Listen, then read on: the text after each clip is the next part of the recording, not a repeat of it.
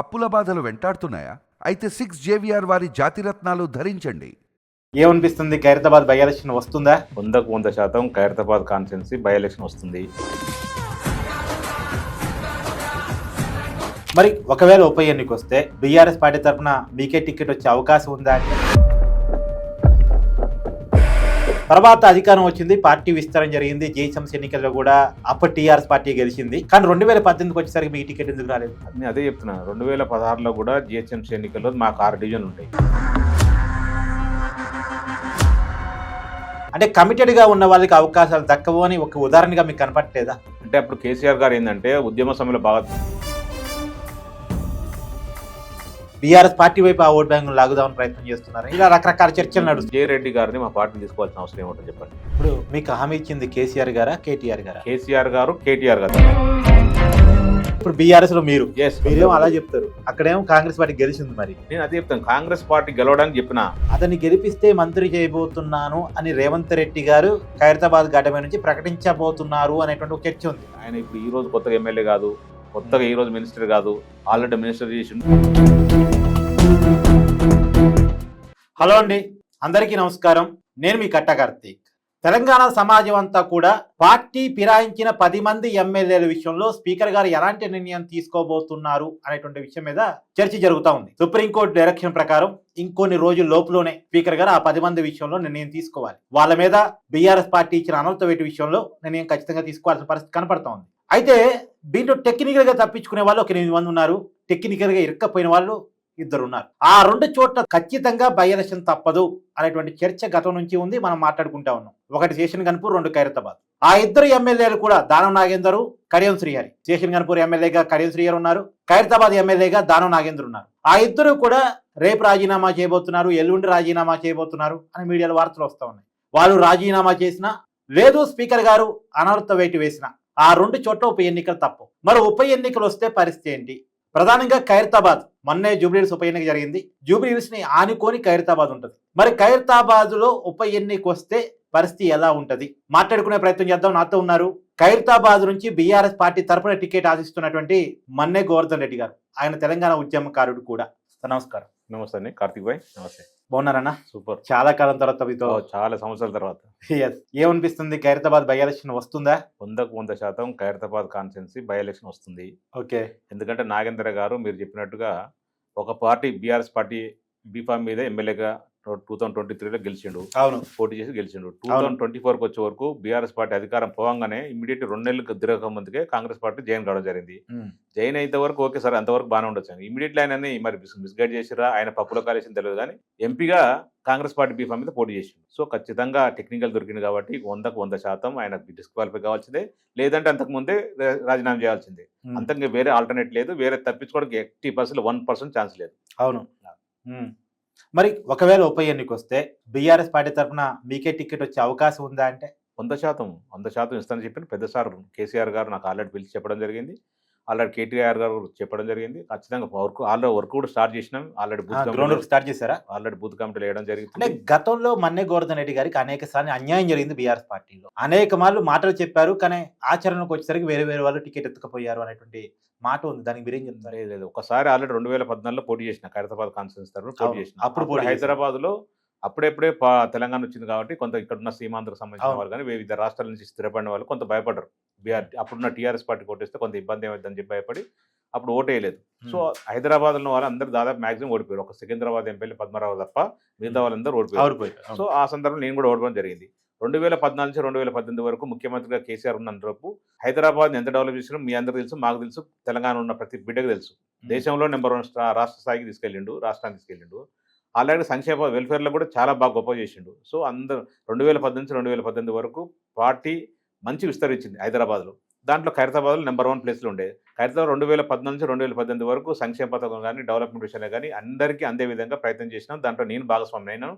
ముఖ్యమంత్రి సారథ్యంలో, కేసీఆర్ సారథ్యంలో మున్సిపల్ శాఖ మంత్రి కేటీఆర్ గారు ఉండే. కేటీఆర్ గారు కూడా ఇక్కడ మాకు ఖైరతాబాద్ కాన్స్టిట్యున్సీ డ్రైనేజ్ సమస్య కానీ, వాటర్ సమస్య కానీ, పవర్ సమస్య కానీ, బస్తీ దవాఖాన సమస్య కానీ విషయంలో కానీ, లేకపోతే బస్తీ కమ్యూనిటీ హాల్ విషయంలో కానీ బాగా డెవలప్ చేసిండు. రోడ్ల విషయం బాగా డెవలప్ చేసిండు. సో ఖైరతాబాద్ కాన్స్టిట్యున్సీలో ప్రతి కార్యకర్త నేను అనేది ఏంటంటే 2014లో మీకు టికెట్ ఇచ్చారు, అప్పుడు ఈ పార్టీ విస్తరణ లేదు హైదరాబాద్ సిటీలో. తర్వాత అధికారం వచ్చింది, పార్టీ విస్తరణ జరిగింది, జీహెచ్ఎంసీ ఎన్నికల్లో కూడా అప్పటి టీఆర్ఎస్ పార్టీ గెలిచింది.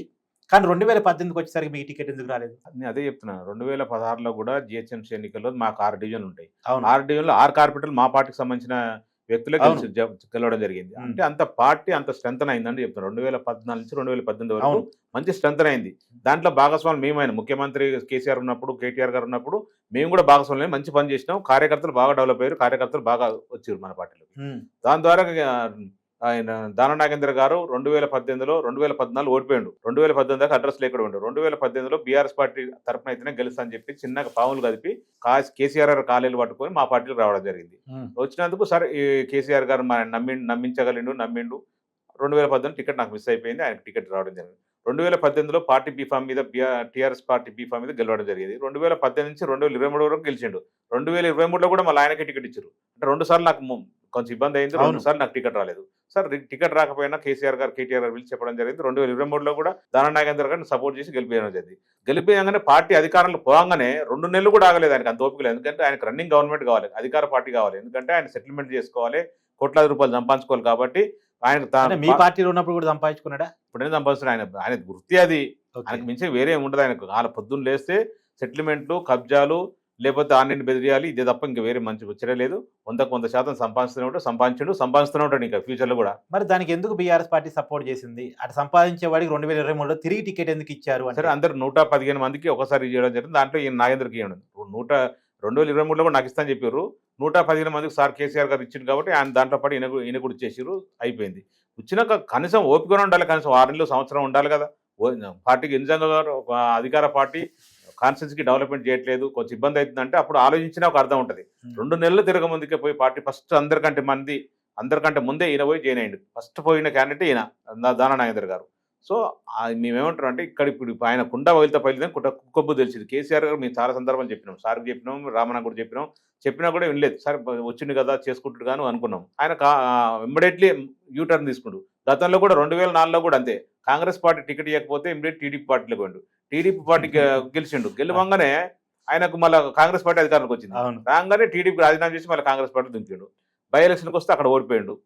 ఓడిపోయిన తర్వాత సార్ గ్రేటర్ ప్రెసిడెంట్ ఇచ్చారు. వైఎస్ రాజశేఖర సమయంలో కోట్లాది రూపాయలు సంపాదించుకుంటూ సెటిల్ అయిపోయాడు. 2009లో ఖైరతాబాద్ పునర్విభజనలో భాగంగా ఖైరతాబాద్ కాన్స్టిట్యూన్సీకి ఈయన ఎమ్మెల్యే వచ్చిండు, మినిస్టర్ అయ్యాడు. 2014 ఈయన అవకతవకలు చూసేసి ఈయన ప్రజలకు ఏం చేయడం చెప్పేసి 2014 ఓడగొట్టారు. ఆయన మంత్రి ఉన్నప్పుడే ఓడగొట్టేశారు. 2014 నుంచి 2018 అడ్రస్ లేకుండా పోయిండు. 2018లో మా పార్టీ మంచిగా ఉంది, మా పార్టీలో అయితే గెలుస్తుందని చెప్పేసి చిన్న కన్విన్స్ చేసి మా పార్టీ నుంచి గెలిచిండు. 2023 దాకా పార్టీ ఖైరతాబాద్ కాన్స్టిట్యూన్సీ పెద్ద చేసిందే లేదు. కాకపోతే మున్సిపల్ శాఖ మంత్రి ఉంటే 6 మంది కార్పొరేటర్లు ఉండే కాబట్టి ఖైరతాబాద్ కాన్స్టిట్యూన్సీ మంచి డెవలప్ చేసుకున్నాం మేము. 2023లో గెలిచిండు. మా పార్టీ కార్యకర్తల కష్టంతో, మా ఉద్యమకారుల కష్టంతో మళ్ళీ గెలిచిండు. గెలిచిన తర్వాత ఓపికతో ఉండాలిగా, కనీసం ఓపిక లేకుండా ఇమీడియట్లీ పోయి ఆ పార్టీలు చేరిండు. పార్టీలు జాయిన్ కావడం, కాంగ్రెస్ పార్టీ జాయిన్ కావడం కాకుండా ఇమీడియట్లీ ఆయన ఎంపీగా కూడా పోటీ చేసిండు. బొక్క బోర్ల పడ్డాడు. సో ఇప్పుడు తప్పక గుర్తుల పడ్డ ఎలకలాగా తయారైంది ఆయన బతికి. ఇప్పుడు అంటే వెనక పోతే గుయ్యి, ముందు పోతే నుయ్యి లెక్క అయిపోయింది. ఖచ్చితంగా రాజీనామా చేయాల్సిన పరిస్థితి వచ్చింది. రాజీనామా చేయాలి, లేకపోతే 100% డిస్క్వాలిఫై అవుతాడు. సరే, నేను అనేది ఏంటంటే ఆయన టీడీపీ, కాంగ్రెస్, బీఆర్ఎస్, కాంగ్రెస్ ఇప్పుడు అటు ఇటు ఒక కాన్స్టెంట్ మైండ్ లేనటువంటి వ్యక్తి. అలాంటి వ్యక్తికి అవకాశాలు దక్కుతూ వస్తుంది. కానీ మీరు తెలంగాణ ఉద్యమం నుంచి ఒకే రాజకీయ పార్టీలో ఉన్నారు. అంటే కమిటెడ్ గా ఉన్న వాళ్ళకి అవకాశాలు దక్కవు అని ఒక ఉదాహరణగా మీకు కనపట్లేదా? అంటే అప్పుడు కేసీఆర్ గారు ఏంటంటే ఉద్యమ సమయంలో భాగస్వాములు కాలేదుగా, పునర్నిర్మాణంలో భాగస్వామి అయితని చెప్పి వచ్చిండు.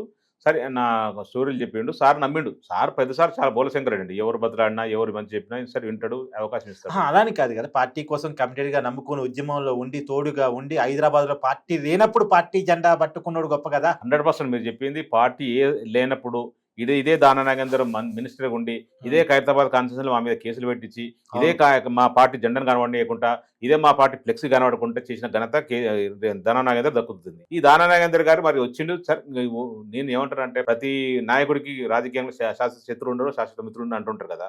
సరే వచ్చినోడు మరి కనీసం పార్టీకి టికాన్ ఉండగాలి. అదే కాంగ్రెస్ ఉంటాడు సార్, అధికారం ఉంది కాబట్టి మీకు అక్కడికి వచ్చినోడు. సార్ ఇప్పుడు తెలిసింది కదా, 10 మంది ఇప్పుడైతే ఎవరైతే మొత్తం మారినరో అవకాశం కొరకు వచ్చిర్రు. అవకాశం తీరిన తర్వాత మళ్ళీ అవకాశం పార్టీ కొంత ఇబ్బందులు కానీ అందరు వెళ్ళిపోయారు. ఇప్పుడు వెళ్ళిన 10 మంది అంటారు అదే. ఇక్కడ పార్టీలో పుట్టిన వాళ్ళు కాదు, పార్టీలో విరిన కాదు, జెండా పట్టిన వాళ్ళు కాదు, తెలంగాణ ఉద్యమం చేసిన వాళ్ళు కాదు. మాక్సిమం 100% 10 మంది బయట నుంచి వచ్చి 2 పర్యాలు అనుభవించారు, పార్టీ అధికారం అనుభవించారు. పార్టీ అధికారంలోకి పోగానే ఇమీడియట్ పార్టీ పక్క ఏదైతే అధికారంలోకి వచ్చిందో కాంగ్రెస్ పార్టీ దాంట్లో కూడా జరిగింది. మన ఇంట్లో బెల్లం ఉంటే చీమలు రాకుండా చూసుకోవాల్సిన బాధ్యత మనకుంటది. బెల్లం అది ఎక్కడుంటే అక్కడ ఉంటే కామన్ అయ్యి. కామనే కానీ మరి సార్ కొంత ఆలోచించాల్సిన విషయం ఉంది ఈ విషయంలో.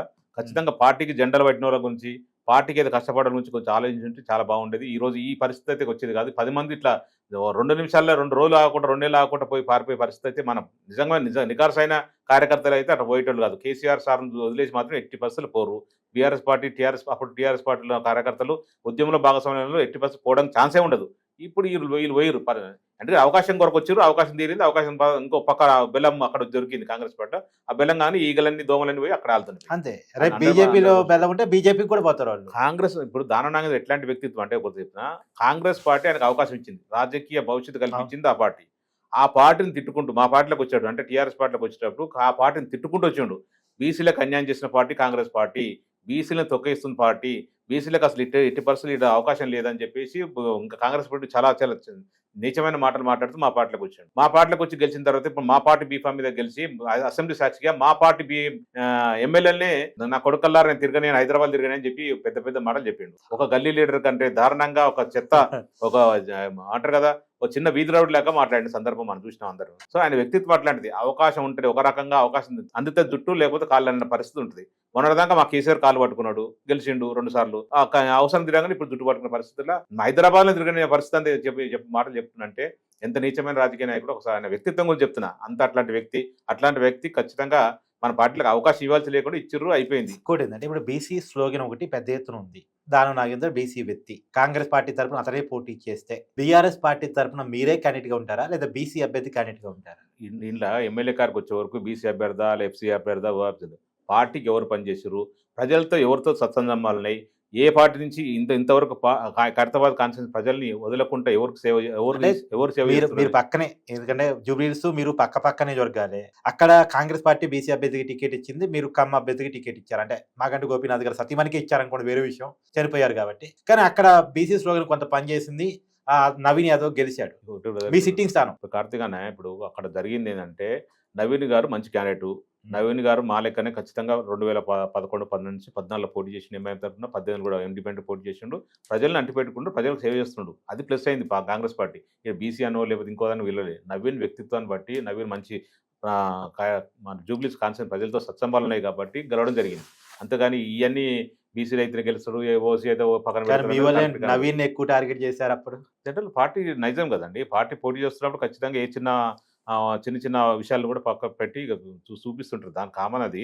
అయినా కూడా మేము ప్రస్తుతం ఫస్ట్ చెప్పినాం, ఆ పార్టీకి కాంగ్రెస్ పార్టీ మైనస్ ఉంటుంది. వాళ్ళ బ్యాక్గ్రౌండ్ కొంత ఇబ్బందికరమైన మాట వాస్తవం. గతంలో రేవంత్ రెడ్డి ఎన్నిసార్లు ఎంత తిరిగినండి? రేవంత్ రెడ్డి సార్ ఎన్నిసార్లు తిరిగితే 8 సార్లు, ఒక ముఖ్యమంత్రి 8 సార్లు మీటింగ్ పెట్టేసి కుల సంఘాలతో మీటింగ్ పెట్టి, ఎక్కడైనా ముఖ్యమంత్రి కుల సంఘాలతో పెట్టిన సందర్భం ఉంటుందా? అక్కడ మన జూబ్లీస్ కాన్స్టిట్యూన్సీలో 8 సార్లు మీటింగ్ పెట్టేసి గల్లీ తిరిగి అక్కడ ఉన్న స్థానిక నాయకులు ఇంటర్లకు ఛాయలు తాగించి కాలేలు పట్టుకొని పోలీసు వ్యవస్థను మేనేజ్ చేసి, ఎలక్షన్ కమిషన్ వ్యవస్థను మేనేజ్ చేసి, డబ్బు కుమర్చి, రౌడీజం చేసి, పోలింగ్ బూతుల్ని క్యాప్చర్ చేసి ఎన్ని దొంగ ఓట్లు వేసారో మనకు తెలిసిన విషయమే. గెలిచిరు. నేను గెలపనంటలేదు, ప్రజాస్వామ్యబద్ధంగా గెలిచిన డిక్లరేషన్ ఎలక్షన్ కమిషన్ కాదనట్లేదు. దానికి దేనికి పోలిక లేదు. ఇక్కడ ఖైరతాబాద్ కాన్స్టిట్యూన్సీలో దానం నాగేందర్ గురించి, వ్యక్తిత్వం గురించి ఖైరతాబాద్ కాన్స్టిట్యూన్సీలో ఈ 3వ సారి చూసారు. ఆయన 2009 నుంచి 2014 వరకు పనిచేసినప్పుడు ఖైరతాబాద్ కాన్స్టిట్యూన్సీ ప్రజలకు ఒక మంత్రిగా ఉండి కూడా ఏం చేయలేదు. చిన్న పని కూడా ఒక కార్యకర్తకు పని చేయలేదు, కాన్స్టిట్యూన్సీ డెవలప్మెంట్ చేయలేదు. 2018 నుంచి 2023 వరకు ఆయన డెవలప్మెంట్ విషయంలో ఆయన ఏం లేదు. ఓన్లీ కేటీఆర్ గారు మున్సిపల్ శాఖ మంత్రిగా 6 మంది కార్పొరేటర్లుగా ఉండి డెవలప్ చేశారు. 2020 ఇప్పుడు ఆయన మీ పార్టీలోకి వచ్చిన తర్వాత మీతో కలుపుకోలుగా ఉండేవాడా? అస్సలు ఉండేది కాదు కదా. ఆయన ఓన్ కనబడి ఒకటే కార్తీక్, ఆయన గెలిచేటప్పుడు 2 నెలల ముందు వస్తాడు, గెలుస్తాడు, తర్వాత ఎవరు కనబడు, ఓన్లీ ఇంట్లో కూర్చుంటాడు, లేడని చెప్పిస్తాడు. కార్యకర్తలు ఒక పిఏ ఉంటాడు, పిఏతో అంటే మాట్లాడతాడు, లేకపోతే లేదు, ఎవరు వచ్చినా లేడని చెప్పిస్తాడు. ఆయన ఎవరైనా డబ్బులు ఇచ్చేవాడో, లేకపోతే సెటిల్మెంట్ ఉన్నవాడో, లేకపోతే ల్యాండ్ విషయాలు మాట్లాడటానికి వస్తే మాత్రం లోపలికి ఎంట్రీ ఉంటుంది. మామూలుగా మళ్ళీ 5 సంవత్సరాల కంటే ఎలక్షన్ కంటే ముందు 2 నెలల ముందు బయటకు వస్తాడు. మళ్ళీ వచ్చి అందరి ముందు భుజం చేస్తాడు. దానం నాగేంద్ర మారిపోయిండు, నీ అన్ని ఫోన్లు ఎత్తా, మీ కొరకే పనిచేస్తాను, నాకు చాలు, నాకు జీవితంలో అన్ని ఇచ్చిన దేవుడు అని చెప్పి గొప్పలు చెప్తుంటాడు. మళ్ళీ సేమ్ యాజిటీజ్ ఉంటుంది ఆయనది. ఎవరు హైదరాబాద్ కాన్స్టిట్యూన్సీలో మీరు ఎవరు వ్యక్తిత్వం మన ఛానల్ తరఫున వండి ఒకసారి మైక్ పెట్టండి, కెమెరా పెట్టి అడగండి అసలు దానం నాగేంద్ర అని ఎన్ని రోజులైన చూసి ఎప్పుడైనా కనబడ్డా, ఈ 2 సార్లుగా ఎమ్మెల్యేగా ఉండేసి ఏదైనా చిన్న పని చేసి పెట్టిండా, ఒక డ్రైనేజ్ సమస్య తీర్చిండా, లేదా ఒక రోడ్డు సమస్య తీర్చిండా, ఒక బస్సులో ఏదైనా పెద్ద సమస్యలు ఉంటాయి ఆ సమస్యలు తీర్చిండా, వాటర్ సమస్య తీర్చిండా, ఏమన్నా సమస్య తీర్చిండు, అందుబాటులో ఉండు, ఒక సాగుకు వచ్చిండా, ఒక పెళ్లికి వచ్చిండా, ఒక బస్తీ సంబంధించిన విషయాల్లో ఏమైనా ప్రజలు ఇబ్బంది పడుతున్న గమనించిన సందర్భం ఉందా? ఆయన ఎక్కడ లేడు. ఓన్లీ సెటిల్మెంట్ అంటేనే దానం నాగేందర్ కేర్ ఆఫ్. ఆయన సెటిల్మెంట్ ఉంటేనే వస్తారు, డబ్బులు వస్తారు, కనబడతారు తప్ప అంతకు మించి ఏం లేదు. నాగేందర్ గారు ఆయన నైజం అట్లాంటిది, ఆయన వ్యక్తిత్వం అట్లాంటిది కాబట్టి మన ఖైరతాబాద్ కాన్స్టిట్యూన్సీ ప్రజలు రెడీగా ఉన్నారు. ఎప్పుడు ఎలక్షన్ వచ్చినా కూడా ఎప్పుడు వస్తాయని ఎదురు చూస్తున్నారు, 1000 కళ్ళతో ఎదురు చూస్తున్నారు. ఎప్పుడు వచ్చినా కూడా కార్డు కార్చి వార్త పెట్టడానికి దాని రెడీ ఉన్నారు. బీఆర్ఎస్ పార్టీ తరఫున క్యాండిడేట్ గా నేను ఉంటాను, నన్ను గెలిపేయడానికి ప్రజలు రెడీగా ఉన్నారు. పార్టీలకు అతీతంగా కాంగ్రెస్ పార్టీ సంబంధించిన నాయకులు నాకు మిత్రులే ఉంటారు, బీజేపీ సంబంధించిన నాకు మిత్రులే ఉంటారు. నేను అందరితో మంచిగా ఉంటాను, అందరితో కలివిడిగా ఉంటాను. అందరికి ఏ చిన్న కష్టం వచ్చినా నేను అందరూ అందుబాటులో ఉంటాను. వాళ్ళ అన్ని విషయాల్లో నీకు తలలో నాలుకలాగా ఉంటాయి కాబట్టి ఖచ్చితంగా అందరూ ఖైరతాబాద్ కాన్స్టిట్యూన్సీ ప్రతి లీడర్ కానీ, ప్రతి ఓటర్ కానీ, ప్రతి చిన్న బిడ్డ కానీ అందరూ నన్ను సొంత ఇంటి మెంబర్ లాగా చూసుకుంటారు కాబట్టి కంపల్సరీ గెలవడానికి అవకాశం ఉంటుంది, గెలిపించడానికి అనేది. ముఖ్యంగా ఖైరతాబాద్ కాన్స్టిట్యూన్సీలో కార్యకర్తలు ఎక్కడ కూడా పోలేదు. దానం నాగేంద్ర వచ్చిండు, ఆయన 10 మంది వచ్చారు, ఆయన 10 మంది వెళ్ళిపోయారు. కానీ కార్యకర్తలు అట్లే ఉన్నారు.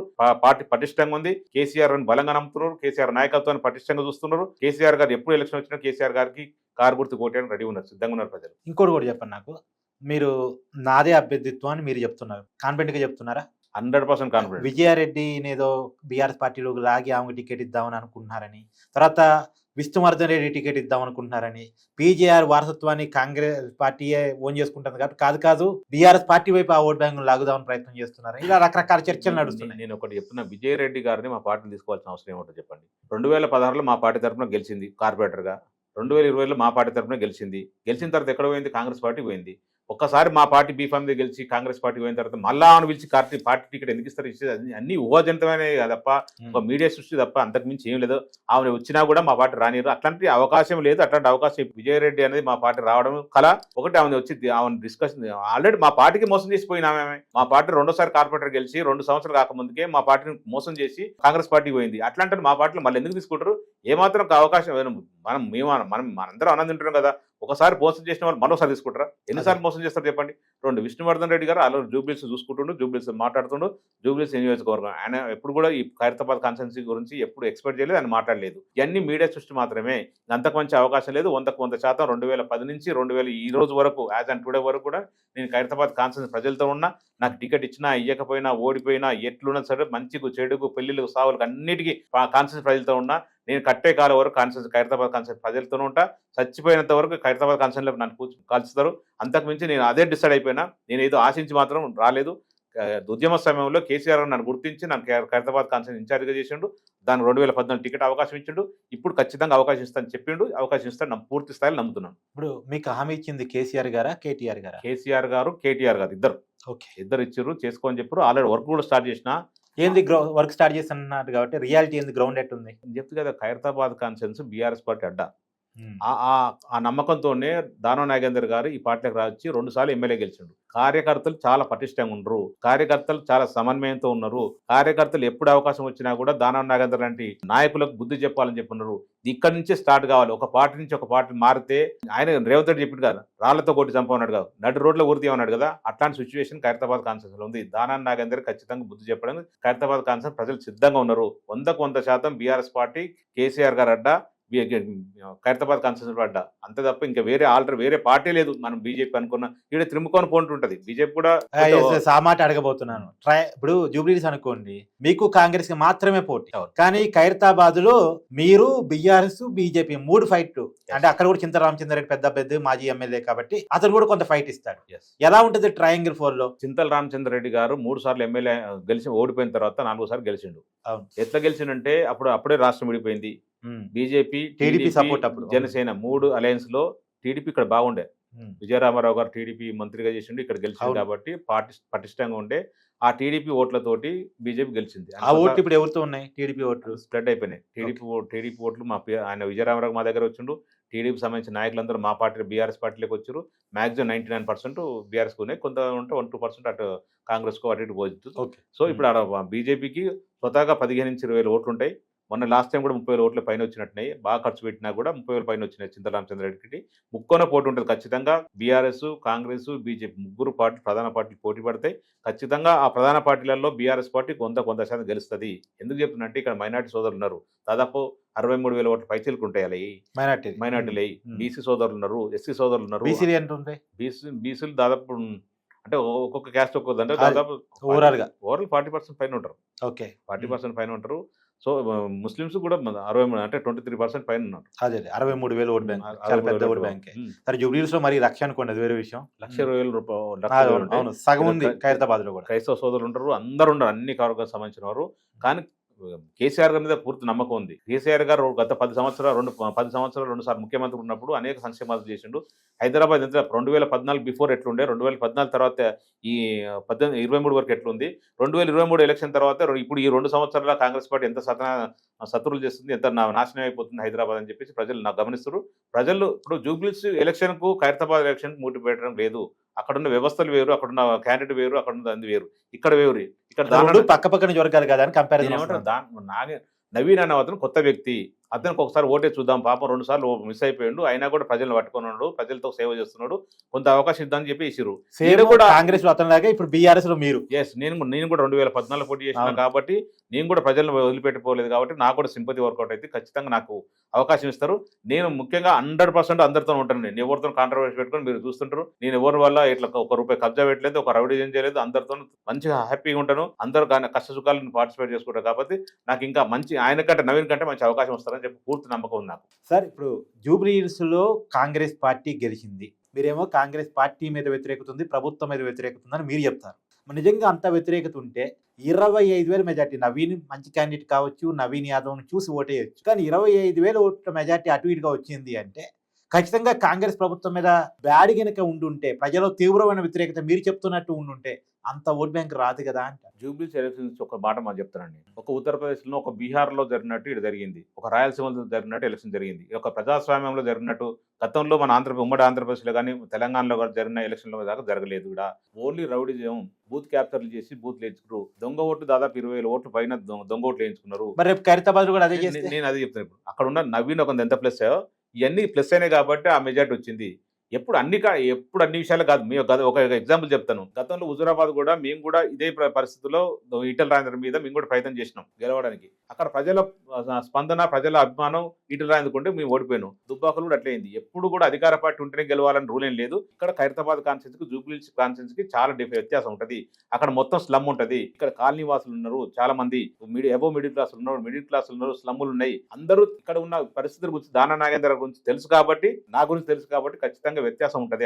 అక్కడ నవీన్ కు ఒకసారి అవకాశం ఇచ్చారు, ఇక్కడ కూడా మనకూడదని అవకాశాలను ఇస్తారు. ముఖ్యంగా కాంగ్రెస్ పార్టీ ఇక్కడ మైనస్ ఏంటంటే 6 గ్యారెంటీలు 420 హామీల మీద వచ్చిన ఆయన 420 ముఖ్యమంత్రి అయిన తప్ప ఎవరు కూడా ఇంత సేవ చేసిన. మీరేమో అలా చెప్తారు, అక్కడేమో కాంగ్రెస్ పార్టీ గెలిచింది. మరి నేను అదే చెప్తాను, కాంగ్రెస్ పార్టీ గెలవడానికి చెప్పిన అక్కడెక్కడ బీహార్, ఉత్తరప్రదేశ్ లాగా ఎలక్షన్ జరిగింది తప్ప ప్రజాస్వామ్యబద్ధంగా జరగలేదని చెప్పి అందరికీ తెలిసిన తెలంగాణ రాష్ట్రం మొత్తం చూసిందండి.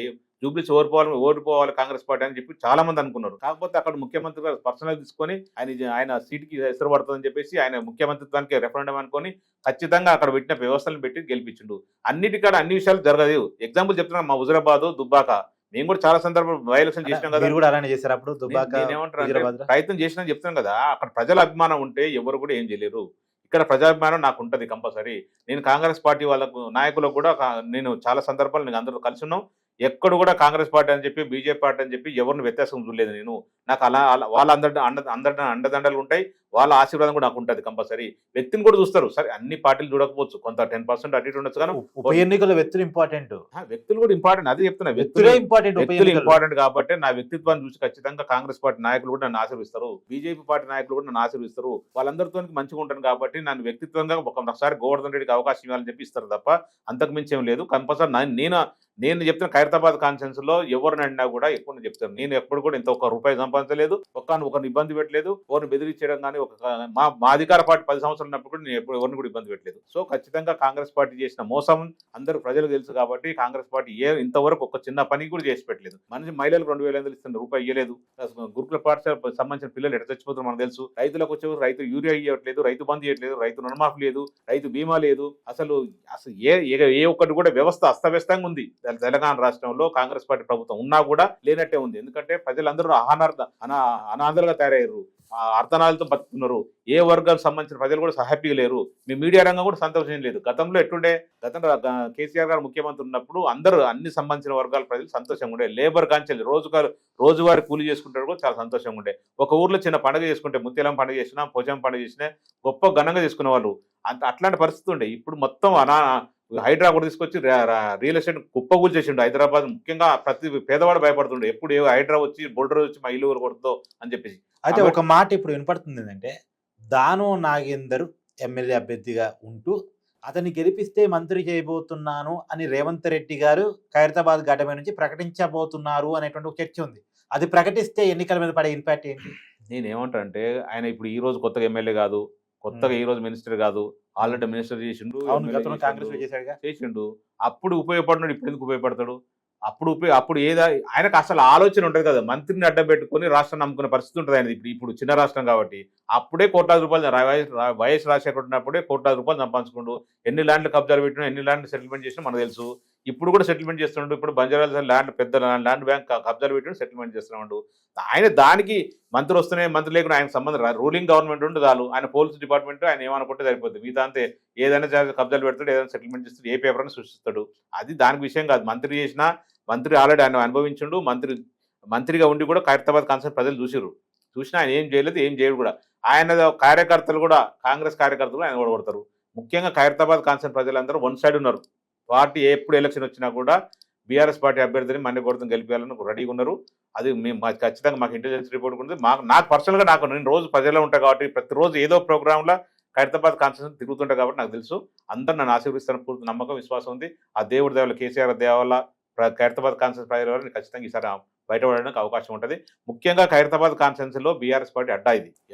కార్యకర్తలు సమిష్టి ఉన్నారు, పటిష్టంగా ఉన్నారు. అందరూ ఎప్పుడు వచ్చిన ఎలక్షన్స్ గట్టిగా పనిచేయడానికి రెడీ ఉన్నారు. థ్యాంక్ యూ అండి.